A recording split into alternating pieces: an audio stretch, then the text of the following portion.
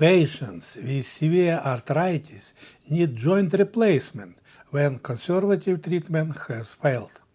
Obese patients are at higher risk of complications during and after surgery, so a threshold body mass index (BMI) of around 40 was used as the basis for deciding whether to perform these surgeries. Obesity is associated with higher rate of wound dehiscence, prosthetic joint infection, and repeat total arthroplasty.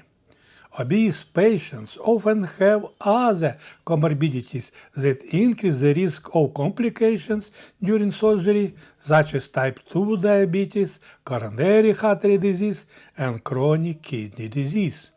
Weight is often considered a modifiable risk factor for a patient requiring total joint replacement. You can find weight loss techniques in this my video blog. If the patient is unable to lose weight to the required BMI threshold, bariatric surgery may be suggested. It must be remembered that this operation has its complications. In any case, the doctor can help in solving this problem. Remember this. Thank you for likes and sharing.